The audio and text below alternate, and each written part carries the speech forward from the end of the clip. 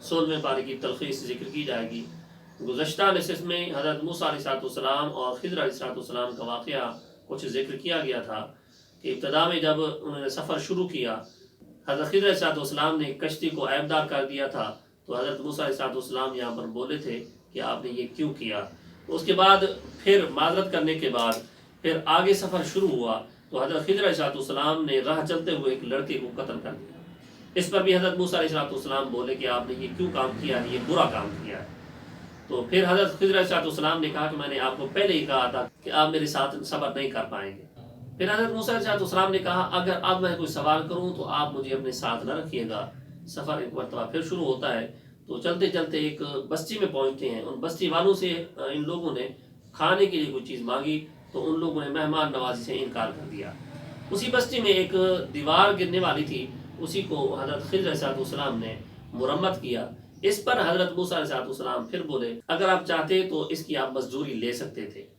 حضرت خضر علیہ السلام نے اب کہا کہ اب آپ کا اور میرا راستہ جدا ہے، اب ہم مزید ساتھ نہیں رہ سکتے۔ تو حضرت خضر علیہ السلام نے پھر کہا کہ اب میں ان 3 سوالوں کے جواب بھی دے دوں، وہ جو 3 میں نے کام کیے تھے وہ کیوں کیے تھے۔ پہلا جو کشتی کو میں نے عیبدار کیا تھا اس کی وجہ یہ تھی کہ کشتی سمندر میں کام کرنے والے مسکین لڑکوں کی تھی۔ آگے ایک ظالم بادشاہ تھا جو صحیح سالم کشتی کو غصب کر لیتا تھا۔ میں نے عیبدار اس لیے کیا تاکہ اس کے غصب سے یہ بچ سکے۔ دوسرا جو لڑکے کو میں نے قتل کیا تھا اس کی وجہ یہ تھی کہ لڑکے کے ماں باپ مومن تھے، اندیشہ یہ تھا کہ یہ لڑکا بڑا ہو کر اپنے ماں باپ کو سرکشی اور کفر پر مجبور کر دے گا۔ تو اللہ رب العالمین اس کے بدلے میں بہتر اس کو اولاد، پاکیزہ اولاد عطا فرما دے گا۔ اور رہی وہ بات دیوار کی، وہ 2 یتیم لڑکوں کی تھی کہ اس کے نیچے ان کا خزانہ دفن تھا۔ ان دونوں کا باپ صالح شخص تھا۔ رب تعالیٰ نے چاہا کہ یہ دونوں جب جوان ہو تو اپنے خزانے کو اللہ کی رحمت سے خود نکالیں۔ اگر اسی طرح دیوار ٹوٹ جاتی تو اندر سے وہ خزانے لوگ اٹھا کے لے جاتے۔ اس کے بعد خضر علیہ السلام نے کہا کہ یہ تینوں کام میں نے اپنی مرضی سے نہیں کیے بلکہ اللہ کے حکم سے کیے ہیں، لیکن آپ صبر نہ کر سکے اور جلد بازی میں آپ سوال کر بیٹھے۔ یہاں ایک بات عرض کرنی ہے کہ آج کوئی بندہ یہ کہے کہ میں امر تکوینی پہ قائم ہوں کہ خواب کے اندر مجھے فلاں کام کرنے کا حکم ہوا ہے، فلاں کام کرنے کا حکم ہوا ہے، فلاں کام کی بشارت ہوئی ہے، اور وہ نماز روزہ چھوڑنے کا حکم کر دے اور یہاں تک کہ خلاف شرع اور کام کرنے کا بھی حکم کرے یا کسی کو قتل کرنے کا حکم کر دے، تو وہ شریعت کے مطابق جائز نہیں ہوگا۔ کوئی بندہ اس انداز سے خلاف شرع کام کرنے کا حکم نہیں دے سکتا، اور اگر کوئی دے گا تو شریعت کے مطابق وہ ناجائز کام کرے گا، حرام کام کرے گا۔ اور اگر وہ قتل کسی کو کرنے کا حکم دیتا ہے تو وہ قانوناً مجرم بھی ہوگا۔ کوئی بندہ اس انداز سے خلاف شرع کام کرنے کا حکم نہیں دے سکتا، اور اگر کوئی دے گا تو شریعت کے مطابق وہ ناجائز کام کرے گا، حرام کام کرے گا۔ اور اگر وہ قتل کسی کو کرنے کا حکم دیتا ہے تو وہ قانوناً مجرم بھی ہوگا۔ اس کے بعد آیت نمبر 83 میں سے لے کر آیت نمبر 110 تک ذوالقرنین کا ذکر کیا جاتا ہے کہ اللہ رب العالمین نے انہیں زمین پر اقتدار عطا فرمایا تھا۔ قرآن پاک نے ان کے 3 لمبے سفر ذکر فرمائے ہیں، ایک انتہائی مغرب کی جانب، اور دوسرا انتہائی مشرق کی جانب، اور تیسرا انتہائی شمال کی جانب، جہاں انہوں نے یاجوج ماجوج حملوں سے لوگوں کو محفوظ رکھنے کے لیے ایک دیوار قائم فرمائی تھی۔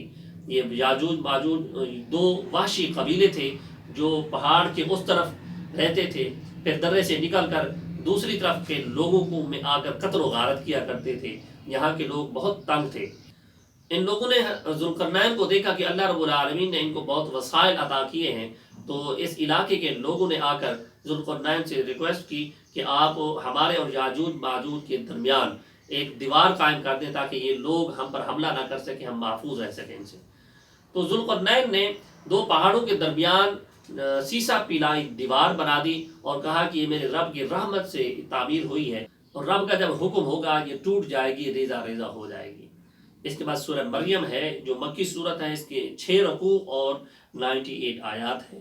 ترتیب مصحف کے اعتبار سے 19ویں، جبکہ ترتیب نزول کے اعتبار سے 44ویں صورت ہے۔ اس صورت میں حضرت مریم علیہ السلام کا ذکر کیا گیا، اس مناسبت سے اس صورت کا نام سورہ مریم رکھا گیا۔ اس صورت کا بنیادی مقصد یہ ہے کہ حضرت عیسیٰ علیہ السلام اور ان کی والدہ حضرت مریم علیہ السلام کے بارے میں صحیح عقیدہ واضح کیا جائے۔ اس صورت میں جو مضامین ذکر کیے گئے ہیں وہ توحید ہے اور حیات بعد الممات کا بیان ہے، حضرت یحییٰ علیہ السلام کی ولادت کا ذکر ہے، حضرت عیسیٰ علیہ السلام کی معجزانہ ولادت کا ذکر ہے اور جھولے میں کلام کرنے کا ذکر کیا گیا، اور حضرت ابراہیم علیہ السلام اور آزر کے مناقشے کا ذکر ہے، اور حضرت اسحاق علیہ السلام کی ولادت کا بھی ذکر کیا گیا ہے۔ سورہ مریم کے شروع میں حضرت زکریا علیہ السلام کا ذکر کیا جاتا ہے کہ وہ لاولد تھے، جب بڑھاپے کی عمر میں پہنچے تو اللہ کی بارگاہ میں دعا کی، یا رب العالمین مجھے اپنی نبوت کا وارث عطا فرما، جو میری نبوت کا وارث بھی ہو اور نبوت کے کام کو آگے بھی چلائے۔ تو حضرت زکریا علیہ السلام کو اللہ رب العالمین نے لڑکے کی بشارت عطا فرمائی، وحی کے ذریعے اس کا نام یحییٰ عطا فرمایا، ارشاد فرمایا کہ اس سے پہلے کسی کا یہ نام نہیں تھا، اور حمل کی نشانی یہ ارشاد فرمائی کہ جب حمل قرار پکڑ جائے گا تو آپ صحت مند ہونے کے باوجود 3 دن تک کلام نہیں کر سکیں گے۔ اس سے یہ معلوم ہوتا ہے کہ اولاد نرینہ کے لیے دعا کرنا اور ولادت سے پہلے اس کا نام رکھنا بھی جائز ہے۔ اس کے بعد آیت نمبر 16 میں حضرت بی بی مریم علیہ السلام کا تذکرہ کیا گیا کہ حضرت بی بی مریم علیہ السلام کے پاس فرشتہ بشری شکل میں آتا ہے اور انہیں کہتا ہے کہ تمہارے رب کی طرف سے میں بھیجا گیا ہوں، ایک فرشتہ ہوں، اور آپ کے پاس اس لیے آیا ہوں تاکہ آپ کو ایک لڑکے کی بشارت دو۔ اس پر حضرت بی بی مریم علیہ السلام نے کہا یہ کیسے ہو سکتا ہے، مجھے آج تک تو کسی بشر نے چھوا نہیں ہے، نہ میں بدکار ہوں۔ تو فرشتے نے کہا یہ اللہ کے لیے آسان ہے، اللہ اسے لوگوں کے لیے نشانی بنا دے گا، اور اللہ کے ہاں یہ فیصلہ ہو چکا ہے۔ پھر ارشاد فرمایا کہ انہیں حمل ہوا اور دور مقام میں ایک کھجور کے درخت کے پاس چلی گئیں اور کہنے لگیں کاش کہ میں مر جاتی۔ تو فرشتے نے کہا آپ غمگین نہ ہوں، اللہ رب العالمین نے آپ کے نیچے نہر جاری فرما دی ہے، اور آپ کھجور کے تنوں کو ہلائیں گے تو آپ کو تر و تازہ کھجور ملیں گی، آپ پانی بھی پئیں اور کھجوریں بھی تناول کریں۔ اگر کوئی بندہ آپ سے پوچھے کہ یہ بچہ کس کا ہے تو آپ کہہ دیجئے گا کہ میں نے چپ رہنے کی منت کی ہے، میں نے چپ رہنے کا روزہ رکھا ہے۔ پھر جیسے ہی بچے کی ولادت ہوتی ہے، حضرت بی بی مریم علیہ السلام اس بچے کو اٹھا کر اپنی قوم کے پاس اپنی بستی میں آتی ہیں، تو لوگوں نے آپ کو دیکھا تو آپ پر اعتراض کرنے لگے، آپ پر باتیں کرنے لگے۔ تو حضرت بی بی مریم علیہ السلام سے بار بار پوچھا کہ بچہ کس کا ہے، تو بی بی مریم علیہ السلام نے اشارے سے کہا کہ اس بچے سے پوچھو۔ سب لوگ کہنے لگے ہم اس بچے سے کیا پوچھیں، یہ تو پگوڑے کے اندر ہے۔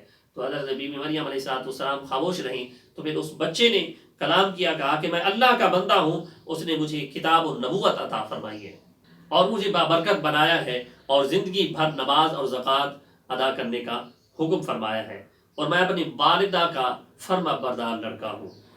یہاں پر پھر ارشاد فرمایا کہ قرآن نے کہا کہ یہ عیسیٰ بن مریم ہیں اور اللہ کا بیٹا کوئی نہیں ہے، اللہ بیٹے سے پاک ہے۔ اس کے بعد آیت نمبر 51 سے 58 تک مختلف انبیاء کا ذکر ہے کہ حضرت موسیٰ علیہ السلام، حضرت ہارون علیہ السلام، حضرت اسماعیل علیہ السلام، حضرت ادریس علیہ السلام کا ذکر کیا گیا ہے۔ اس کے بعد سورۃ طٰہٰ، یہ مکی سورت ہے، اس کی 8 رکوع اور 135 آیات ہیں، ترتیب مصحف کے اعتبار سے 20ویں، جبکہ ترتیب نزول کے اعتبار سے 45ویں سورت ہے۔ اس سورت میں مصطفیٰ کریم صلی اللہ تعالی وسلم سے خطاب کلمہ طٰہٰ سے کیا گیا ہے، اس لیے اس سورت کا نام طٰہٰ رکھا گیا ہے۔ اللہ کی وحدانیت، قرآن کی حقانیت، آپ صلی اللہ علیہ وسلم کی رسالت اور اس بات قیامت کا ذکر اس سورت میں موجود ہے۔ حضرت آدم علیہ السلام اور ابلیس اور حضرت موسیٰ علیہ السلام کا ذکر بھی اسی سورت میں ہے۔ ابتدا میں ذکر کیا گیا کہ جب مصطفیٰ کریم صلی اللہ تعالی علیہ وسلم ساری رات عبادت کیا کرتے تھے، جس کی وجہ سے آپ کے پاؤں سوج جاتے اور آپ لوگوں کو جب تبلیغ فرماتے اور وہ اسلام قبول نہ کرتے تو اس پر بھی آپ افسوس فرماتے۔ ارشاد فرمایا کہ قرآن آپ پر اس لیے نہیں اتارا گیا کہ آپ مشقت میں پڑ جائیں، یہ قرآن ڈرنے والوں کے لیے نصیحت ہے۔